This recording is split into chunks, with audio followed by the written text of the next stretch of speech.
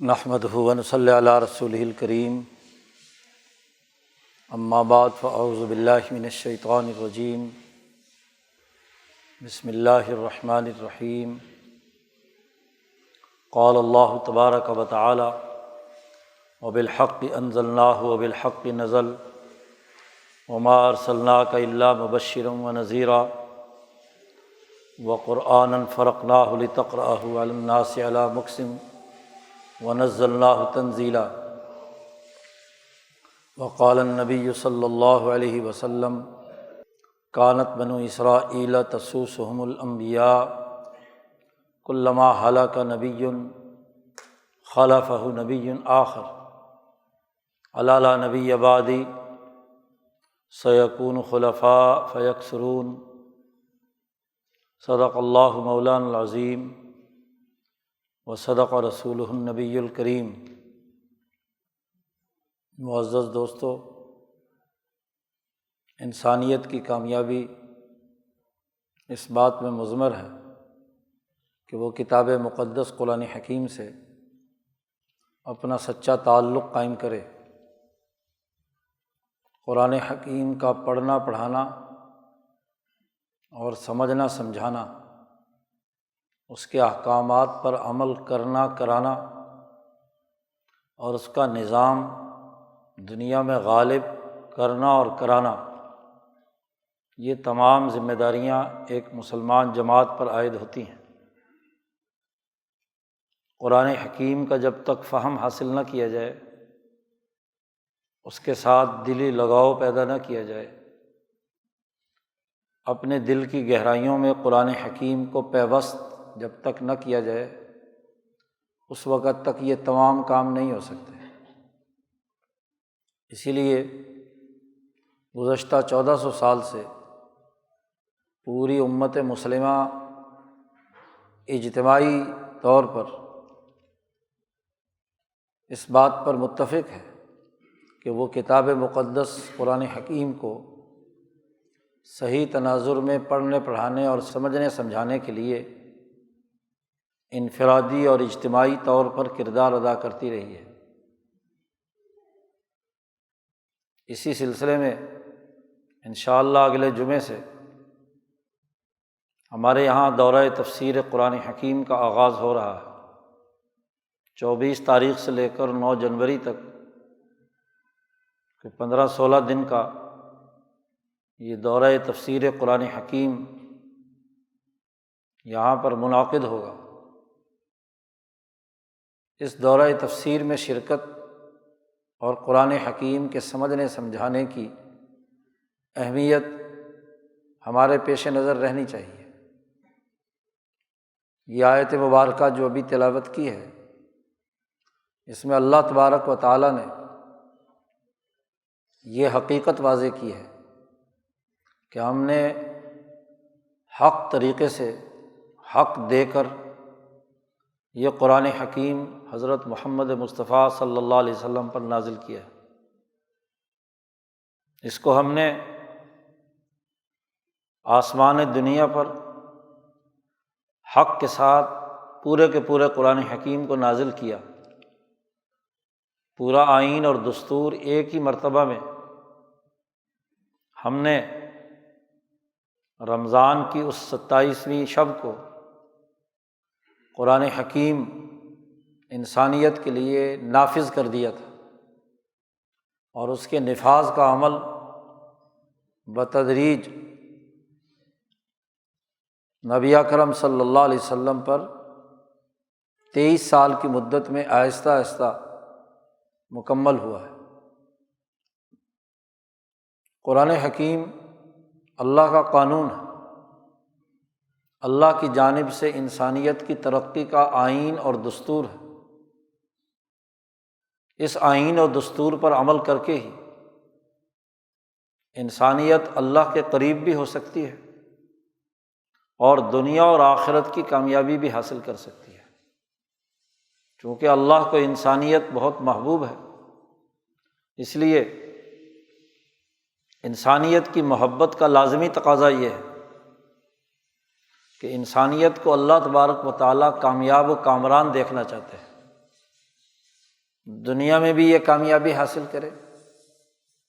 اور آخرت میں بھی کامیابی حاصل کی۔ دونوں جہانوں میں کامیابی کا واحد نسخہ ہدایت اس دور میں کتاب مقدس قرآن حکیم ہے، تو حق کے ساتھ ہم نے اسے نازل کیا ہے۔ وَبِالْحَقِّ أَنزَلْنَاهُ،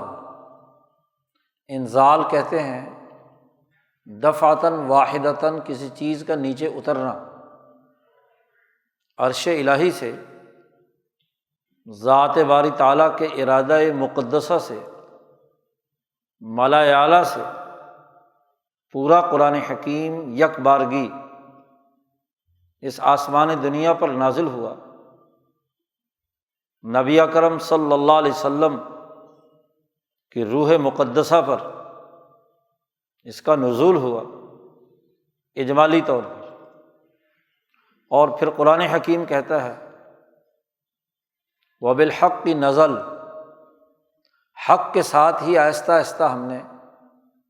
حضرت محمد مصطفیٰ صلی اللہ علیہ وسلم پر اسے نازل کیا ہے۔ نبی اکرم صلی اللہ علیہ وسلم کی ذات گرامی وہ اللہ تبارک و تعالیٰ کے اس آئین اور دستور کو دنیا میں لانے کا واحد ذریعہ ہے۔ اسی لیے فرمایا گیا کہ ہم نے دنیا میں آپ کو بھیجا ہے وما ارسلناک الا مبشرا ونذیرا، کہ آپ دنیا میں آئے ہیں انسانیت کو خوشخبری سنانے کے لیے، وہ انسانیت جو اس دستور العمل پر پوری جدوجہد اور توانائی کے ساتھ عمل پیرا ہو، جو اس نظام فکر و عمل کو قبول کرے، اس کے لیے خوشخبری ہے۔ جو اس کتاب ہدایت کے نتیجے میں انسانی مسائل حل کر کے انسانیت کو کامیاب و کامران بنانے کی سعی اور جدوجہد کرے، اس کے لیے خوشخبری ہے۔ آپ صلی اللہ علیہ وسلم خوشخبریاں سنانے کے لیے دنیا میں آئے ہیں۔ لیکن جو متکبر، ظالم انسان، دشمن، طاغوتی اور کافرانہ سوچ رکھنے والے ہیں، ان کے لیے نبی اکرم صلی اللہ علیہ وسلم نذیر بن کر آئے ہیں، ڈرانے والے ہیں۔ ایسے ظالموں اور متکبروں کو یرکانے کے لیے آئے ہیں، ان کی خواہشات اور لذتوں پر خط تنسیخ پھیرنے کے لیے آئے ہیں۔ دو وصف بیان کیے ہیں رسول اللہ صلی اللہ علیہ وسلم کے، مبشرم و نذیرا، مبشر بھی ہیں اور نذیر بھی ہیں۔ نذیر ظالموں اور متکبروں کے لیے ہیں، جن کی گردنوں میں سریا ہے، جو انسانی حقوق توڑتے ہیں، جو کفر اور طاغوت کے لیے کردار ادا کرتے ہیں، ان کے لیے ڈرانے کا کام ہے۔ اور جو اس پر عمل پیرا ہے، دل سے اسے قبول کرتے ہیں، اس پیغام الہی کو اپنے دل میں سمیٹتے ہیں، اس کے ساتھ قلبی تعلق قائم کرتے ہیں، اس کے لیے رسول اللہ صلی اللہ علیہ وسلم دنیا میں بھی ترقی اور کامیابی کی خوشخبری سناتے ہیں، اور آخرت میں بھی کامیابی کے لیے انہیں پیغام دیتے ہیں کہ یہ عمل کریں گے تو آخرت کا یہ واضح اور دو ٹوک نتیجہ جنت کی صورت میں ظاہر ہوگا۔ انہی کے لیے کہا گیا کہ وہ اللہ سے یہ دعا مانگے کہ ربنا آتنا فی الدنیا حسنہ وفی الآخرۃ حسنہ، اے ہمارے پروردگار ہمیں دنیا میں بھی کامیابی عطا فرما، ہماری دنیا بھی امن کی، عدل کی، کامیابی کی بنا، اور آخرت میں بھی ہمیں حسنہ نصیب فرما، وہاں بھی جنت کی بہاریں اور فضائیں ہمیں نصیب فرما، جنت الفردوس نصیب فرما۔ گویا کہ دونوں جہانوں کی خوشخبری سنانے کے لیے رسول اللہ صلی اللہ علیہ وسلم تشریف لائے۔ اس آیت مبارکہ میں یہ واضح کر دیا کہ ایک طرف تو خود قرآن حکیم برحق اور سچے طریقے سے نازل کیا گیا ہے۔ اور دوسری اہم ترین بات، وہ رسول اللہ صلی اللہ علیہ وسلم کے دو بنیادی وصف ہیں، آپ کی ذات گرامی ہے کہ جو مبشر اور نذیر بنا کر دنیا میں بھیجی گئی ہے۔ پھر ایک بڑی اہم بات فرمائی کہ وَقُرْآنًا فَرَقْنَاهُ، ہم نے یہ قرآن آہستہ آہستہ 23 سال کی مدت میں آپ پر جو نازل کیا ہے، اس کی ہر آیت ایک دوسرے سے الگ ہے۔ حضرت عبداللہ ابن عباس کی قرأت میں ہے فَرَّقْنَاهُ وَقُرْآنًا فَرَّقْنَاهُ، ہم نے قرآن حکیم جسے الگ الگ کر کے، تفریق کر کے، کوئی آیت کسی دوسرے کے ساتھ اس طرح مکس نہیں ہے کہ درمیان میں فاصلہ نہ ہو، تو آیات الگ الگ کر کے اور سورتیں الگ الگ کر کے ہم نے اسے نازل کیا ہے۔ کیوں؟ اس کی وجہ بیان کی خود اللہ پاک نے، لِتَقْرَأَهُ عَلَى النَّاسِ عَلَى مُقْسٍ، تاکہ آپ اس قرآن حکیم کو ٹھہر ٹھہر کر لوگوں کے سامنے پڑھیں۔ انسانیت کے سامنے پڑھنے کا حکم دیا ہے، کیونکہ انسانیت کی ترقی کا پروگرام صرف مسلمان کی بات نہیں ہے۔ لِتَقْرَأَهُ عَلَى النَّاسِ کل انسانیت کی ترقی کا پیغام ہے، تو پوری انسانیت کے سامنے قرآن حکیم پڑھنا ہے، اس کی قراءت کرنی ہے، اور قراءت علی مکسن، ٹھہر ٹھہر کر ایک ایک آیت، تاکہ اس پر غور و فکر ہو، تدبر ہو، اس کا مطلب سمجھ میں آئے۔ یہ نہیں کہ جلدی جلدی جیسے رمضان میں حافظ گزارتے ہیں، ایسے نہیں۔ رتل القرآن ترتیلا، اللہ پاک نے رسول اللہ صلی اللہ علیہ وسلم کو حکم دیا کہ قرآن حکیم ترتیل کے ساتھ پڑھیں، آپ ٹھہر ٹھہر کر پڑھیں، اس کا مطلب سمجھ میں آئے، اس کا مفہوم سمجھ میں آئے، اس آیت میں کیا پیغام دیا گیا ہے، کیا حکم دیا گیا ہے، کون سا عقیدہ بیان کیا ہے، کون سا حکم بیان کیا ہے، کیا نصیحت کی گئی ہے، کیا تذکیر کی گئی ہے۔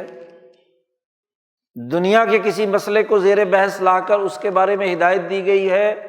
یا آخرت سے متعلق کسی امر کو واضح کیا گیا ہے۔ تو ٹھہر ٹھہر کر پڑھیں گے تو بات سمجھ میں آئے گی۔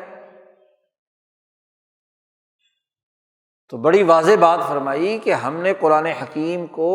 الگ الگ ٹکڑوں میں آپ پر نازل کیا ہے۔ ہوتا یہ تھا کہ جب بھی کوئی ضرورت پیش آئی، کوئی مسئلہ درپیش ہوا، اس مسئلے کے لیے ہدایت کی ضرورت پیش آئی، تو اللہ پاک نے قرآن حکیم کا اتنا حصہ نازل کر دیا۔ ایک ٹکڑا، ایک رکوع، یا چند آیتیں، یا ایک آیت، یا 10 آیت، جیسا موقع محل، اس کے مطابق وہ آیات ہم نے نازل کی ہیں۔ قرآناً فرقناہ، اور پھر اس لیے تاکہ لوگوں پر اس مسئلے سے متعلق جو تجسس ہے، کوئی نیا واقعہ پیش آیا، کوئی مسئلہ درپیش ہوا، اب لوگ متوجہ ہیں کہ اس کے بارے میں قانون کیا کہتا ہے۔ چوری ہو گئی تو اب چوری کے لیے چور کی کیا سزا ہے؟ سزا پر تو دنیا متفق تھی، لیکن سزا کیا ہونی چاہیے؟ تو اللہ نے آیت نازل کر کے بتلا دیا حکم کہ یہ اس کی سزا ہے، السارق والسارقۃ فاقطعوا ایدیہما جزاء بما کسبا نکالا من اللہ۔ زنا کا واقعہ پیش آ گیا، اب ضرورت ہے کہ اس کے متعلق قانون کیا ہے، تو اللہ نے اس سے متعلق آیات میں نازل کر دیا، الزانیۃ والزانی فاجلدوا کل واحد منہما مئۃ جلدہ۔ اسی طرح دیگر امور ہیں۔ انسانیت کے لیے معاشی مسائل کا سوال پیدا ہوا تو اللہ پاک نے اس کی وضاحت کر دی۔ لوگ پوچھتے ہیں ماذا ينفقون، یسألونک ماذا ینفقون، انسانیت پر کیا خرچ کریں؟ تو اللہ نے جواب دے دیا، آپ کہہ دیجئے قل العفو، جو تمہارا ضرورت سے زائد ہے وہ انسانیت پر جتنا چاہو خرچ کر دو۔ تو مسائل یا سوال، کسی سوسائٹی میں سوال کا پیدا ہونا بڑی اہم اور بنیادی بات ہے۔ سوال پیدا ہوتا ہے تو جواب آتا ہے۔ دنیا میں ہم قانون سازی کی تاریخ پڑھیں تو ہر قانون ساز ادارے میں، پارلیمنٹ میں، دستور ساز اسمبلی میں سوال پٹ اپ ہوتا ہے۔ کسی عدالت میں چلے جائیے تو مقدمے سے متعلق بنیادی سوالات، ایشوز کیا ہیں، ایشو فریم کیے جاتے ہیں، سوالات کیے جاتے ہیں۔ مدعی سے وہ جو کچھ کہنا چاہتا ہے اور مدعا علیہ سے پھر ان سوالات پر ڈیبیٹ ہوتی ہے، حقائق سامنے لائے جاتے ہیں، شواہد اور گواہ، اور اس پر جرح اور اس پر باقی بحثیں، تو حقیقت سامنے آتی ہے۔ تو پھر کیا ہے، ایک ڈیسیژن ہوتا ہے۔ تو عدالتی فیصلہ ہو، پارلیمنٹ کا فیصلہ ہو، دستور اور قانون کی بات ہو تو سوال۔ اب نبی اکرم صلی اللہ علیہ وسلم 23 سالہ جو نبوت کی زندگی ہے آپ کی، سوالات پیدا ہوتے تھے۔ تشریع اور نزول کا وقت، اللہ کی مقدس پارلیمنٹ ملائے اعلیٰ سے آیات قرآنیہ نازل ہو رہی ہیں۔ جی، اقرا بسم ربک الذی خلق دنیا میں نازل ہوئی اللہ کی طرف سے، جبرائیل لے کر آئے۔ امام شاہ ولی اللہ دہلوی فرماتے ہیں کہ کتاب مقدس قرآن حکیم اجماع ملائے اعلیٰ، ملائے اعلیٰ کے اجماع کا فیصلہ ہے، اتفاق سے۔ اور ملائے اعلیٰ وہ ہیں جو آدم علیہ السلام سے لے کر عیسیٰ علیہ السلام تک، اور آج نبی اکرم صلی اللہ علیہ وسلم کی ذات گرامی تک، انبیاء علیہم السلام عرش الہی کے نیچے اپنے اعلیٰ مقام پر موجود ہیں، اور وہاں دنیا کے نظام کو چلانے والے تمام فرشتے بھی جو مقربین بارگاہ الہیہ ہیں وہ بھی موجود ہیں۔ وہ متفق ہوئے، موسیٰ علیہ السلام کے زمانے میں جس بات پر متفق ہوئے وہ تورات کی صورت میں جبرائیل امین نے حضرت موسیٰ علیہ السلام پر نازل کی۔ وہ تمام قوتیں عیسیٰ علیہ السلام کے زمانے میں متفق ہوئیں تو انجیل کی صورت میں نازل ہوا۔ داؤد علیہ السلام کے زمانے میں تمام قوتیں متفق ہوئیں تو زبور کی صورت میں نازل ہوئی، اور حضرت محمد مصطفیٰ صلی اللہ علیہ وسلم کے زمانے میں جو فیصلہ اللہ تبارک و تعالیٰ نے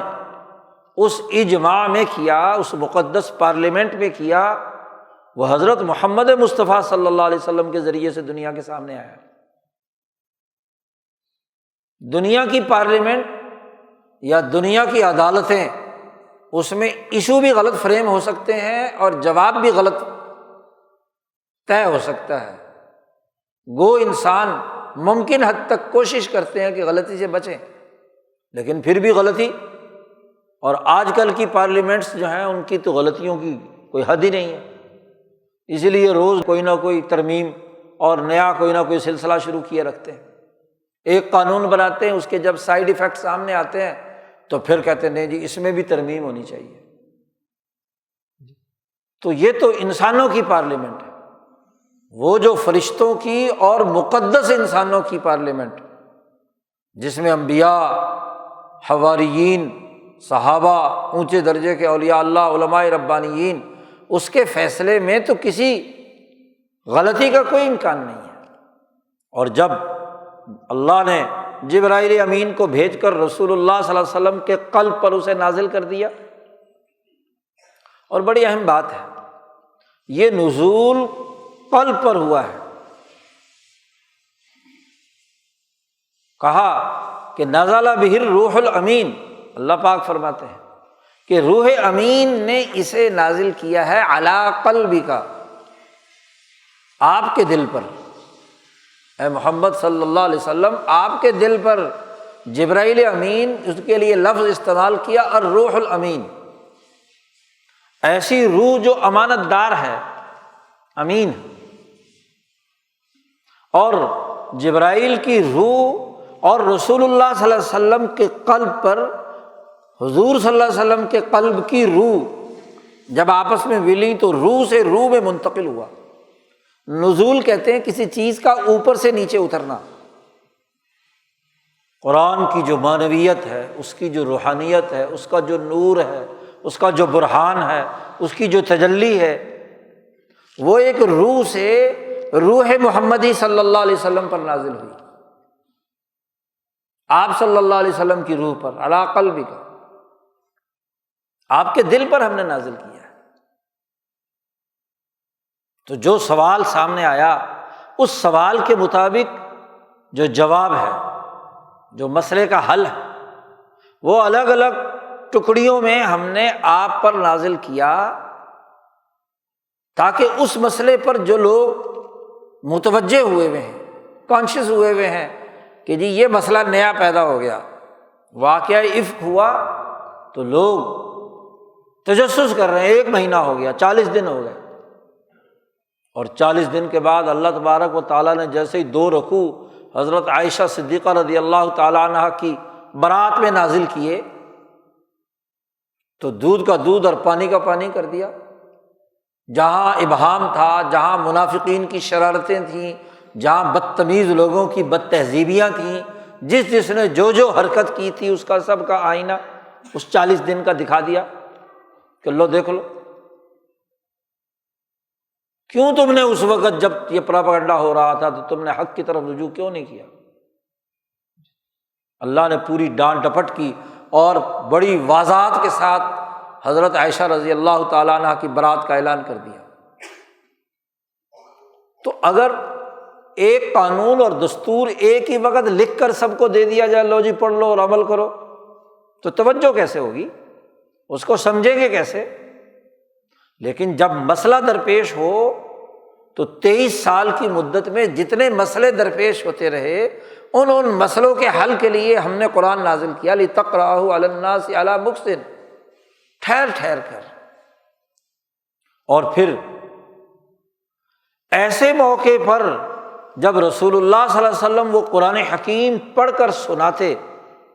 تو بالکل وہی کیفیت جو جبرائیل امین کی طرف سے رسول اللہ صلی اللہ علیہ وسلم کے قلب پر نزول کی ہوتی تھی، وہی کیفیت صحابہ کے قلوب کی بھی ہوتی تھی، کیونکہ دل متوجہ ہے نا۔ غافل دل کے ساتھ کوئی بات سنی جائے تو وہ یاد نہیں رہتی، اس کی اہمیت نہیں ہوتی۔ غفلت سے بھئی یہ بات تو سنی ہوئی ہے، بس گئی اور گزر گئی، توجہ نہیں ہوتی، اہتمام نہیں ہوتا۔ لیکن طلب ہو، توجہ ہو، خواہش ہو، آدمی چاہتا ہو کہ اس سوال کا جواب ملے، تو جیسے ہی وہ جواب ملتا ہے تو بس دل میں جا کر کھپ جاتا ہے، رچ بس جاتا ہے، دماغ کے اندر چسپاں ہو جاتا ہے، عقل کے ساتھ چپک جاتا ہے۔ اس لیے ہم نے قرآناً فرقناہ، ہم نے اس کو الگ الگ ٹکڑیوں میں، آیات میں، سورتوں میں موقع محل کے اعتبار سے نازل کیا، تاکہ آپ انسانیت کے سامنے جب پڑھیں ٹھہر ٹھہر کر، تو آگے پھر فرمایا وَنَزَّلْنَاهُ تَنزِيلًا، ہم نے اس کو پھر بتدریج اتارا۔ حالانکہ پہلے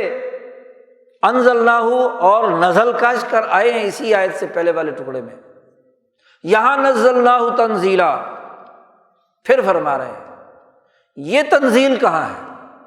کیونکہ جب علی الناس علی مکث ہو، ٹھہر ٹھہر کر قرات ہو،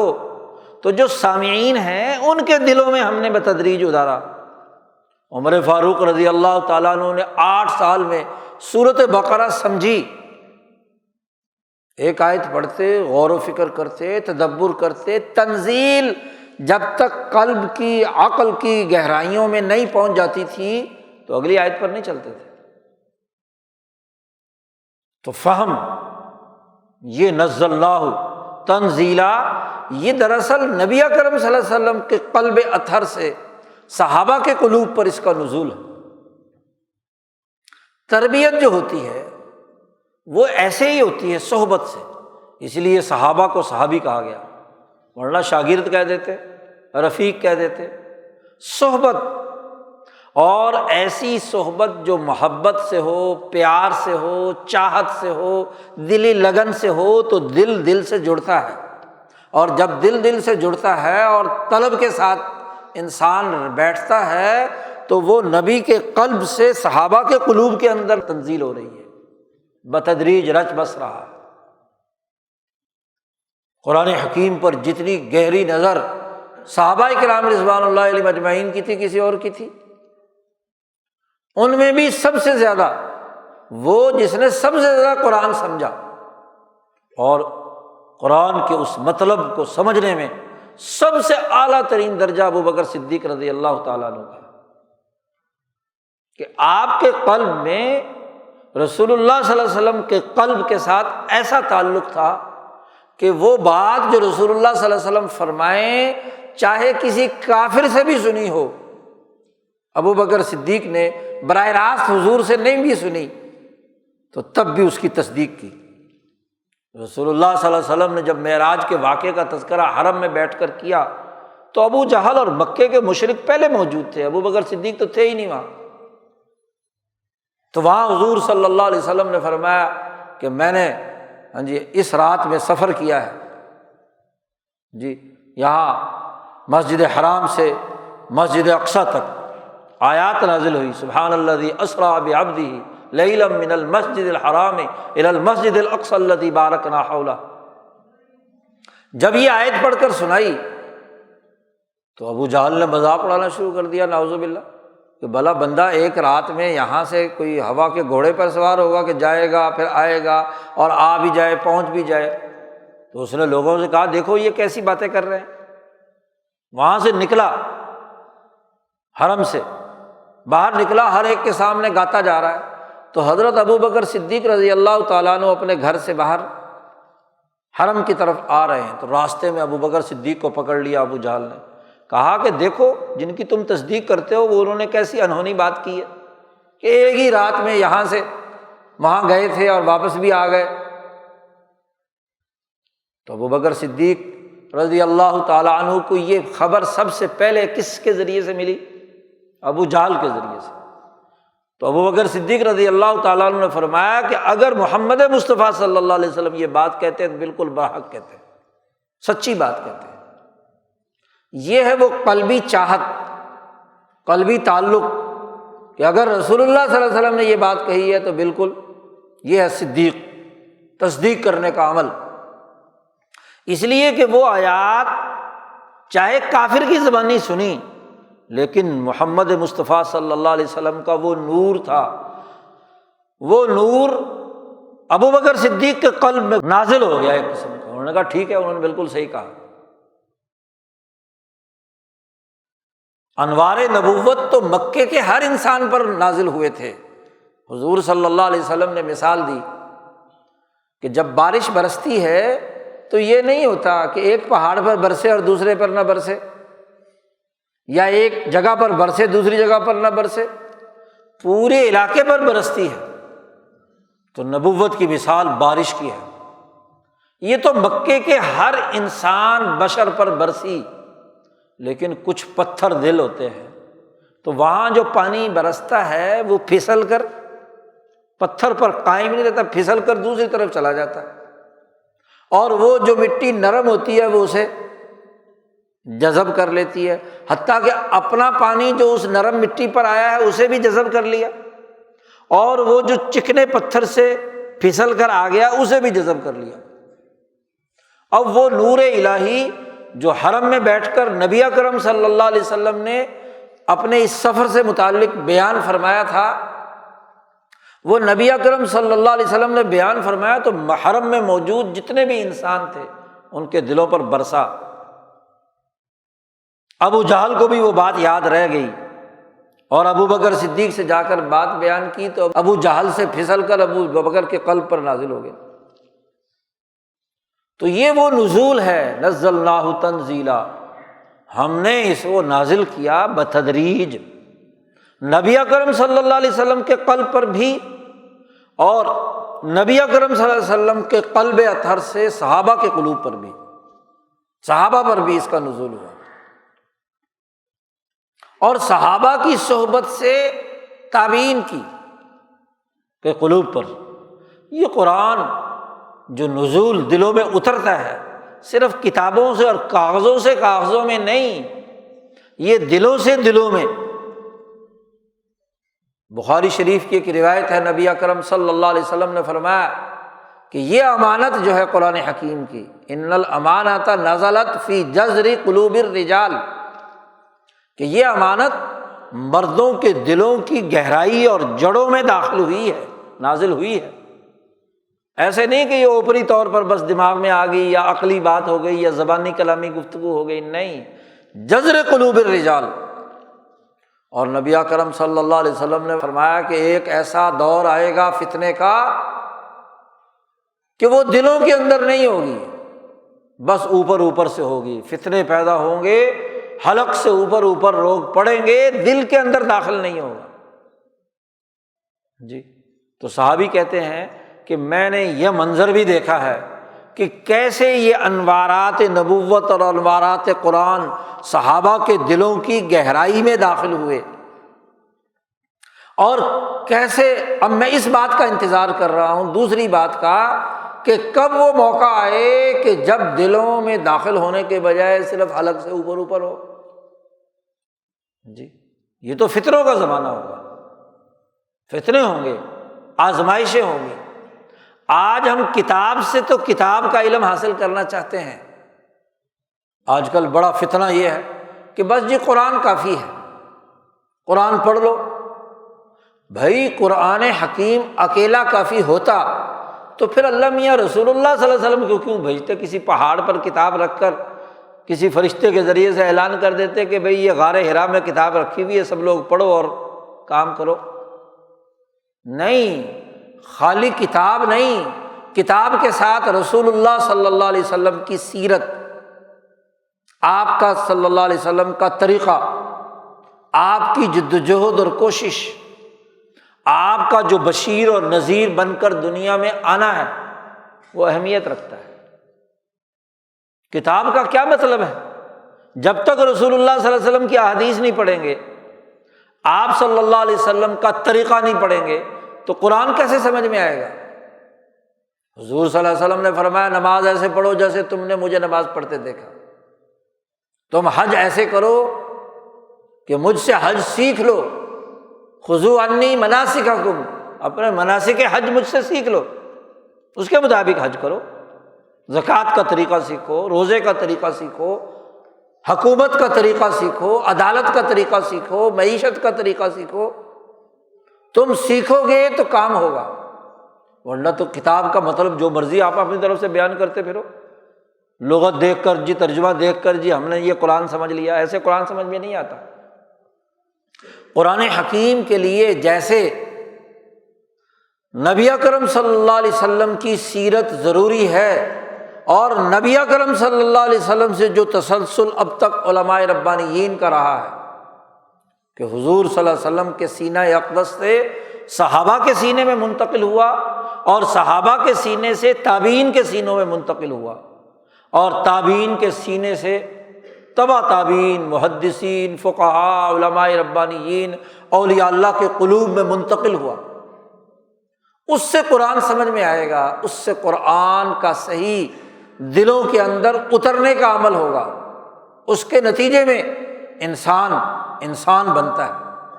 آج کا فتنہ یہ ہے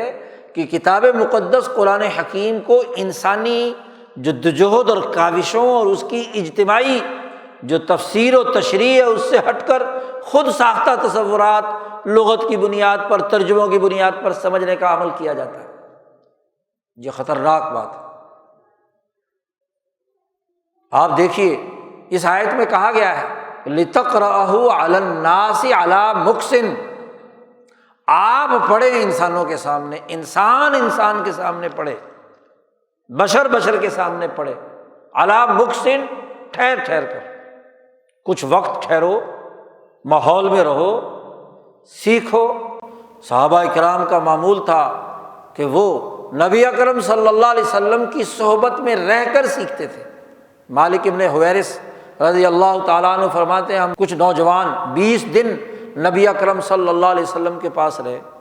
نوجوان تھے ہم، نحن شبابا، ہم جوان تھے، ہم دور دراز سے اپنے قبیلے سے قرآن سیکھنے کے لیے حضور صلی اللہ علیہ وسلم کے پاس آئے، 20 دن رہے۔ 20 دن کے بعد جی ہمیں اب ضرورت پیش آئی کہ ہم گھر جائیں، کام کاج کے جو مسائل ہیں، تو آپ صلی اللہ علیہ وسلم نے ہمیں اجازت دی اور جاتے ہوئے نصیحت کی کہ جو کچھ تم نے ان 20 دنوں میں یہاں سے سیکھا ہے، قرآن سیکھا، نماز پڑھنے کا طریقہ سیکھا، باقی کام سیکھے، تو ایسے ہی کام کرنا وہاں جا کر، ویسے ہی لوگوں کو بتانا، اور دیکھنا جماعت کے ساتھ رہنا، جماعت کے ساتھ نماز ادا کرنا، اور تم میں سے جو قرآن زیادہ پڑھا ہوا اور سمجھا ہوا ہو وہ تم میں سے امامت کرائے، باقی لوگ جو ہیں ان کی ابتدا میں نماز پڑھیں۔ تو اجتماعیت کا پورا نظام، تو ایسے صحابہ کا 15-20 دن نکال کر نبی اکرم صلی اللہ علیہ وسلم کی صحبت میں آ کر قرآن حکیم کے سمجھنے سمجھانے کے اس ماحول میں رہنے کا عمل تھا جسے سیکھتے تھے۔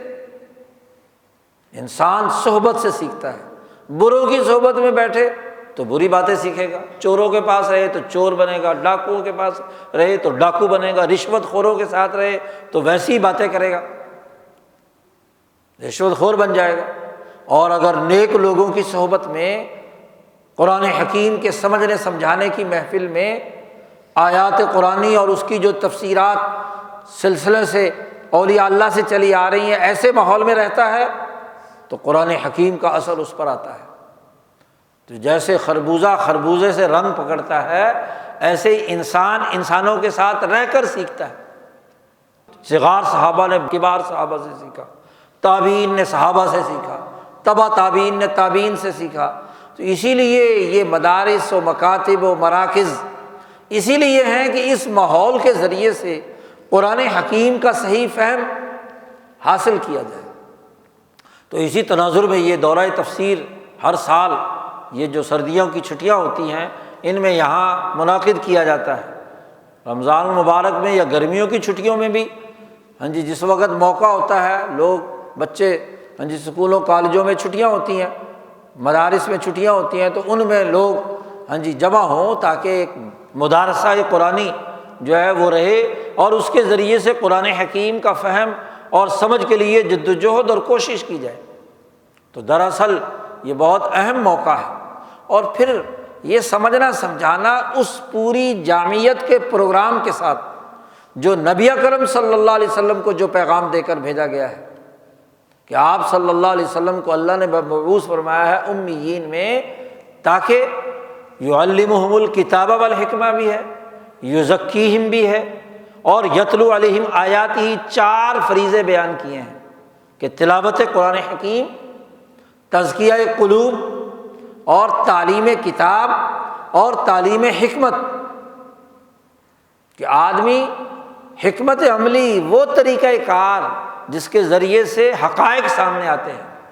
دین کی سیاست کا وہ شعور جس حکمت عملی کے تحت بتدریج قرآن حکیم کے حکم کو اپنی سوسائٹی میں نافذ کرنا، یہ وہ فریضہ ہے نبی اکرم صلی اللہ علیہ وسلم کا اللہ پاک نے بیان کیا، اور آپ صلی اللہ علیہ وسلم نے یہ صحابہ کے قلوب میں منتقل کیا، اور پورے تسلسل سے 1400 سال سے یہ سلسلہ چلا آ رہا ہے۔ ہمارے پیر و مرشد حضرت اقدس مولانا شاہ سعید احمد رائے پوری نے اسی تناظر میں اس دورہ تفسیر قرآن حکیم کا اہتمام کیا تھا۔ ہمارے اس سلسلے میں یہ دورہ تفسیر کا اہتمام 1983 سے لے کر اب تک چلا آ رہا ہے، 40-50 سال ہو گئے۔ تو مسلسل ہمارا یہ ایک تربیتی ماحول ہے، تو کوشش کرنی چاہیے ہمارے نوجوانوں کو یا جن کے پاس وقت فارغ ہے کہ وہ ان 15-20 دنوں میں یہاں قیام کر کے قرآن حکیم کو سمجھنے کی کوشش کریں، اس کی آیات پر غور و فکر کریں، تدبر کریں، اس کا وہ پیغام سمجھیں کہ جس پیغام سے پوری دنیا میں ایک انقلاب آیا۔ نبی اکرم صلی اللہ علیہ وسلم دنیا میں تشریف لائے تو ابو جہل کا جہالت، ظلم اور ناانصافی پر مبنی نظام موجود تھا، اور نبی اکرم صلی اللہ علیہ وسلم اس دنیا سے تشریف لے گئے تو ابو بکر صدیق رضی اللہ تعالیٰ عنہ کا علم، عدل، امن کا نظام موجود تھا۔ بدل دی ہر چیز، سیاست بدل دی، معیشت بدل دی، تہذیب بدل دی، ثقافت بدل دی، معاشرت بدل دی۔ پورا سماج بدل دیا، ایک انقلاب برپا کر دیا۔ تو جو قرآن حکیم کا انقلابی پیغام ہے، اس کا بنیادی انداز و اسلوب ہے، دلوں پر اتارنے کا جو عمل ہے، اس کی جو نورانیت ہے، اس کو صدق دل کے ساتھ سمجھنے سمجھانے کے لیے اپنے آپ کو فارغ کرنا، وقت نکالنا، یہ آج کے وقت کی ہماری ضرورت ہے۔ ورنہ تو اگر ہمارا قرآن سے تعلق کمزور ہوا تو خطرہ ہے کہ دنیا میں تو ہم بد امنی، ظلم، ناانصافی، بھوک اور غربت اور مہنگائی کی لپیٹ میں ہیں، آخرت میں کہیں اس سے بڑھ کر عذاب ہمیں حاصل نہ ہو۔ اللہ تعالی ہمیں قرآن حکیم کی قدر کرنے اور اس کے مطابق عمل کرنے کی توفیق عطا فرمائے۔ وآخر دعوانا ان الحمد للہ رب العالمین۔